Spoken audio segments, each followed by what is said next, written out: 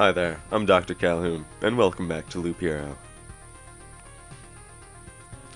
I really like this game, so we're gonna play it again. Bada bing, bada boom, we're in this. I have a new class. It's the Rogue. You'll see it here in a little bit. But I also have unlocked Chapter 2, and as of recording this, I've beaten Chapter 2, and I'm on to Chapter 3. And as you'll see at the end of this, some things happen. I kind of recorded a good one this time. I was just going to record anything about the Rogue, but what we end up getting at the end of this is quite useful and directly ties into the next video that should be out at some point this week, maybe Sunday, I don't know. Which is also going to be about this game, because I like this game a lot. But now we have a Rogue. Last time we were a warrior, and what I kind of realize now is that the warrior class in this game is mostly just to showcase how important it is to be good at world building. So, actually building the world is extremely important, a lot more than you might originally think. It's not even so much that things are strategic, like you don't have to strategically place every tile. Actually, I do a pretty poor job of some of it here, but I kind of fix it. Like, I shouldn't put these two spiders here. Spiders suck. But, actually, that's not the worst spot in the world either, because where those spiders are at, they can go onto that top one can go onto 3 different tiles, and on the bottom it can go onto 2 different tiles. Knowing that means that the spiders are going to randomly go out into those tiles, and there's going to be more of them. They cap at 5 on a tile, they cap at 4 on a tile. And with those road beacons, the 2 tiles on the outermost sides are capped at 3. But that's important to know, because that determines the next loop that you do, how difficult of a fight you're going to have over there. This is a village. It heals you a little bit, and it also gives you a quest. Also, I should explain what just happened. Now I have a lot of things in my inventory, and there's a slime with a crown. Alright. So first off, you can peruse the inventory here. If you haven't noticed already, I have different inventory. I don't have a shield anymore. I have boots, and ta-da, I have 2 different weapons that I can equip. I also have just basic armor. And with the warrior class, the armor you put on has... You can really beat... You can get to the rogue class without realizing how to actually play the game. Alright, the warrior class, the first video I had, I didn't really know how to play this game, but now I have a general idea of it. The early game is not easy, but it's a bit more forgiving, because you don't quite know what your limits are yet. And that kind of sounds weird, but it just means the game was well made. Truth be told, that's all that really chalks up to. Okay, so with the rogue class, your main goal here is to kill as many things by the time you reach the camp as possible. That is all you are trying to do. Because the rogue class, instead of getting items from defeating enemies, he collects trophies from them and then puts them in that sack in that bottom right inventory spot. And when he reaches the camp, he exchanges all of those, and he gets loot back, depending as to how many you have. So, the more you have, the better loot you get, more or less. So you want as much of it as you can possibly get. That's a bit different from the warrior class, because the warrior class, you try and fight only specific enemies to get better items, or items of a specific type. Like, if you're going for a vampirism run, you want a lot of vampires, obviously. Again, that's not really as important for that as it is for this, because with the rogue you have a base vampirism stat. You also have, as you can see in the bottom right there, you have a critical chance, which does a percentage damage, and I just increased that percentage damage, but I didn't increase the chance. So what that means is I have a 10% chance per day to do 158 times damage. Or not per day, but I get 14 HP per day. Excuse me, I read that completely wrong. My dyslexia is kicking in once again. But the rogue class is a bit more simple than the warrior class, even though the warrior class is a bit... Well, no, it's not more simple, I would say. It's just more to teach you how to play the game for what the third class is that you will see at the end of the video. Because the third class is what the game is really about, I feel. I think that is much more of a fitting role for the character, a fitting class that you play as, and for the world that you are in.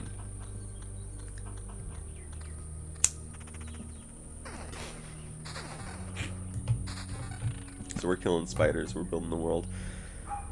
We got some gargoyles spawning, and I'm about to put down some chrono crystals somewhere. I explained what these did last time, but... well, I think in the end I have to end up getting rid of them because they cause some problems for me. But the village is there.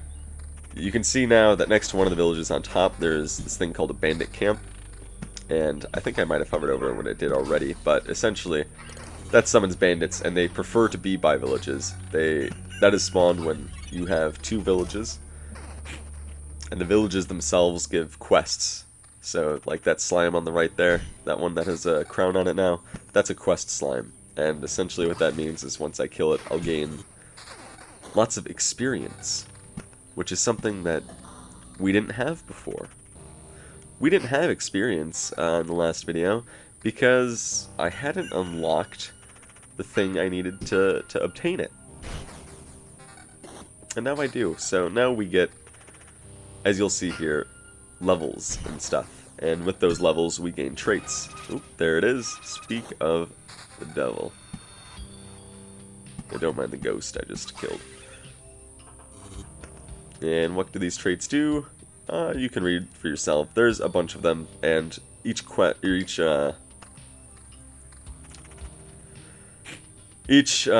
has its own unique benefit or beneficial traits. There we go, we got lots of good equipment now. That armor is ideal, that's what we want, and we want boots that look exactly like that. We want as much blue as we can get when you're playing the rogue class, because that is the easiest way to get through it. Essentially, the blue armor there is going to give us attack speed, which is phenomenal because that's what we want. And the blue boots there are going to give us not only what their level's equivalent in evasion is, but an evasion bonus on top of that. And the rogue is all about evading and attacking quickly. That 10% chance there is going to hit a lot more often than you think because of how fast you want your rogue to be attacking. If you're going for a boss run, you're probably going to want to have a high crit chance over really anything else.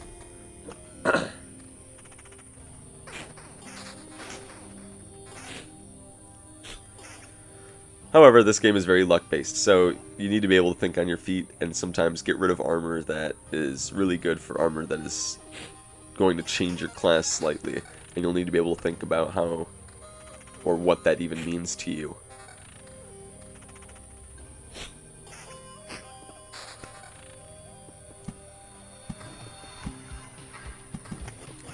But we're just going to build the world up a little bit here. Gonna build an outline there for where I'm gonna put the mountain.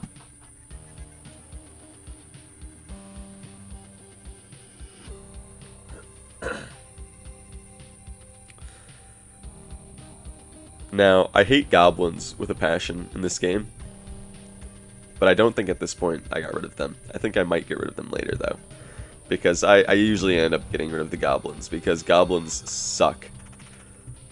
That rage ability that their leader has is one of the worst things to ever happen to... It's a goblin unique ability, and so what it does is when one enemy dies, they all, for a couple seconds, get 30+ percentage to their attack speed and attack damage. and that is brutal, especially when it's like somewhat early game. And if you do, every time you do a loop, basically, because of how often they spawn, it's more than likely going to be full of like 4 goblins, which just messes your day up, and basically you have to take the next couple fights to try and recuperate from that.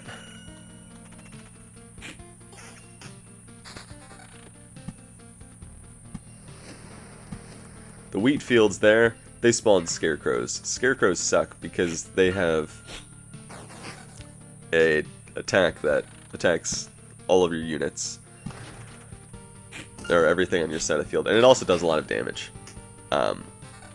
which really sucks because it's just unfortunate to have. But the wheat fields are very, very useful because every time they're next to a village, you get 20 more HP per day. In addition to what it says down there in the bottom. Or every time you go through camp and stuff like that. So, those things keep you alive. Also, villages heal you when you walk through them. So that also keeps you alive. And if you're pretty clever about it, you can basically build a row of villages right before the camp, which is where, when you do a boss fight, the boss spawns. So you can just walk through a ton of villages and be healed a bunch, and then go into a boss. And that's a pretty good strat. At least that's a good one that I found. So I usually try and put one near the end of the loop. At least one, maybe 2. But the problem then is that the bandit camps will kind of fuck your day up. Bandits also will steal items straight up out of your hands and your inventory. So, you gotta be careful of them. They are tricksy. Only if they hit you, though. It's only like a 5% chance or something, but it's still annoying. And there's gonna be tons of bandits on that now. There's gonna be tons of them. Fantastic. We're gonna get a level pretty soon. Another thing I didn't mention last time, because I didn't quite realize it, I don't think, was that every time you do a loop, all of the enemies' levels go up by 1. So the longer you're playing, the harder it's getting. But it does get to a certain point where you can just basically live forever. If you just know what you're doing and you get kind of lucky.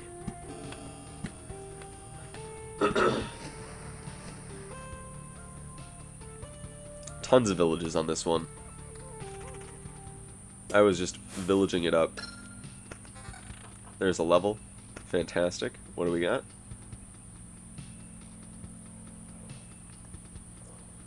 Lethal weakness does look pretty appealing.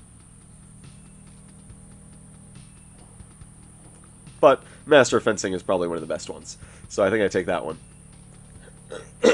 I should take that one. Yeah, I do. Because that one makes it so sometimes when you attack, you just attack 2 targets.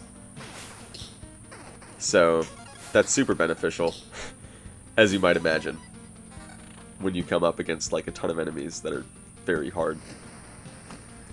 Like down here. Like, look at this. What is this? Look how quick I cleaned that up, though. With that, like, 20% chance or whatever. It is crazy. There's so many chrono crystals that I'm not going to use. There's a mountain. Fantastic. Gonna put some rocks somewhere. Fantastic. Just doing the best. Doing the most. Attacking a slime. Getting a meadow.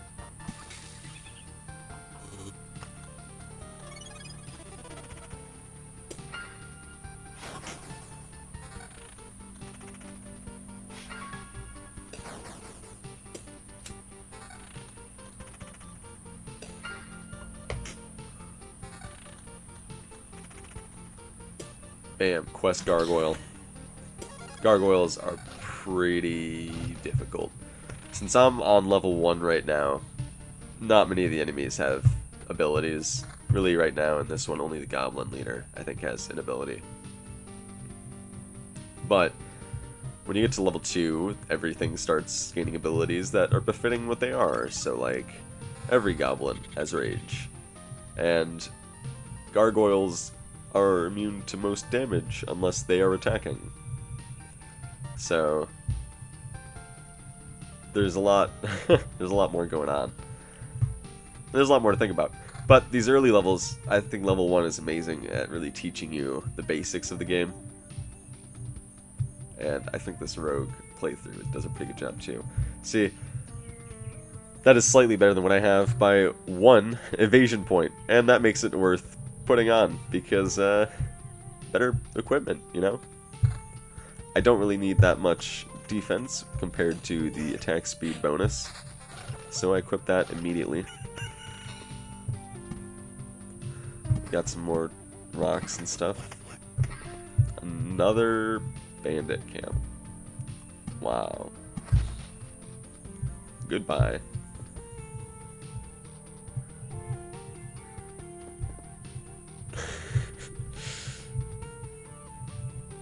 Come on. No, not today. Not today. We'll leave that one be for a little bit.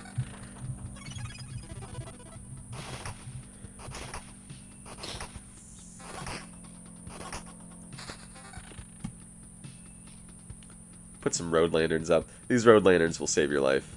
That's a guarantee. That is a Calhoun guarantee.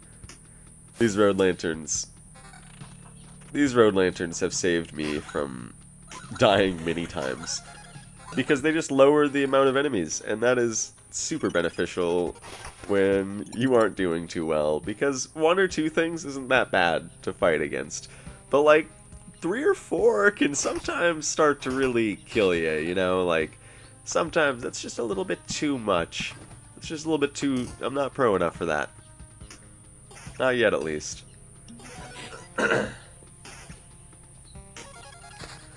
Kill that slime. Get some quest experience. Love it when it's easy. But look, none of these things have any abilities, so I can just smack these gargoyles. Just give them a meaty slap. Really just show them who the boss is. It's me. These spiders, give them the business. They can't hit me because I just run away because I'm like, oh my god, spiders. Look how creepy they are. They're like... They got like a claw in their abdomen thingy. That's gross. That's icky. I don't want to look at that. Nobody wants to look at that. Put that away. Just die, spiders. I hate you. I hate all of you spiders. Very much.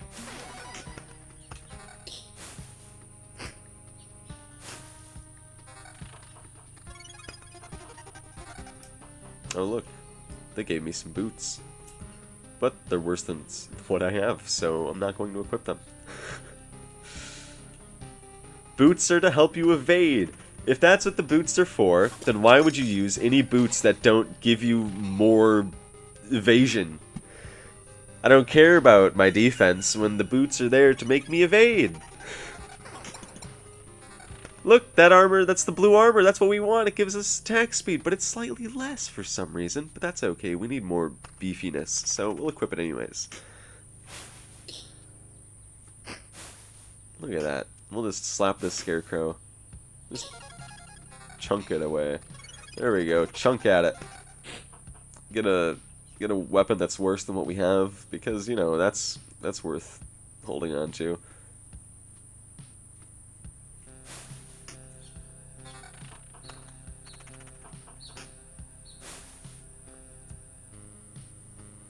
Ooh, we're getting close to dying, though.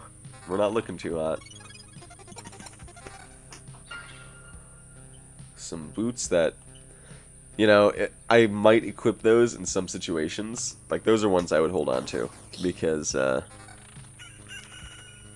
might need just a boost of attack speed in some fights, and that could be quite useful.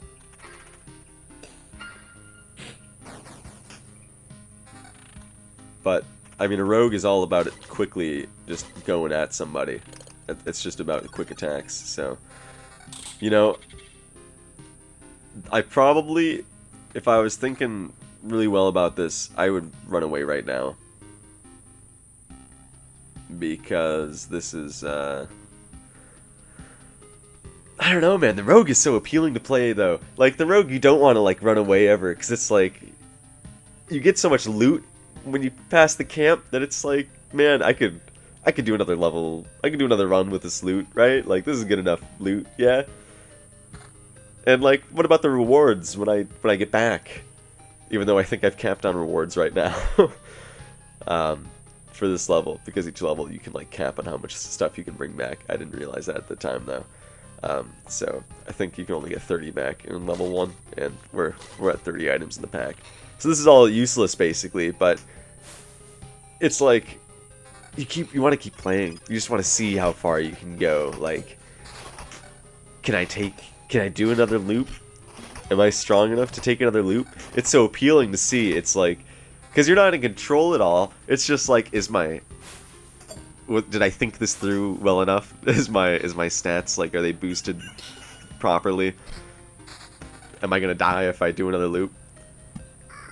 And then you keep getting cards and stuff, and it's like, you gotta keep playing them, because why wouldn't you keep playing them?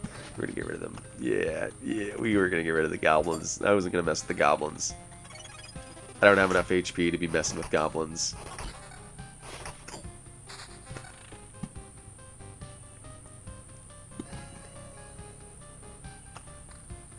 Doing the most we can just to survive. See, but my, like, equipment is good enough. Like, I have pretty good equipment right now. I just don't have a lot of HP. And I think that that's going to be what does me in.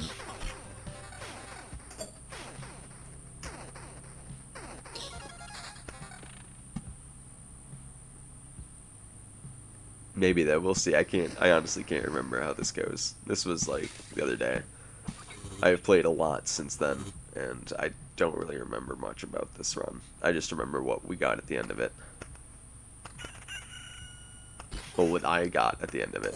Also, this slime just spawned right on me. Like, isn't that kind of dumb? That's silly. How can this slime just do that? Stupid slime.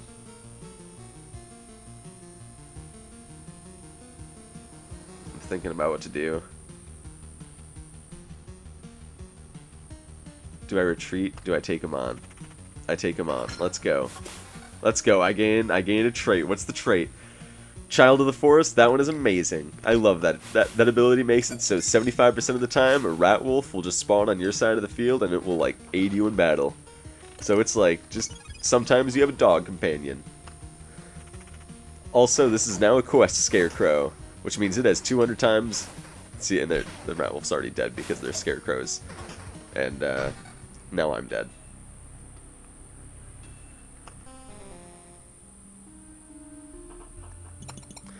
So that was unfortunate, but now we have enough things to build what I wanted to build. The crypt.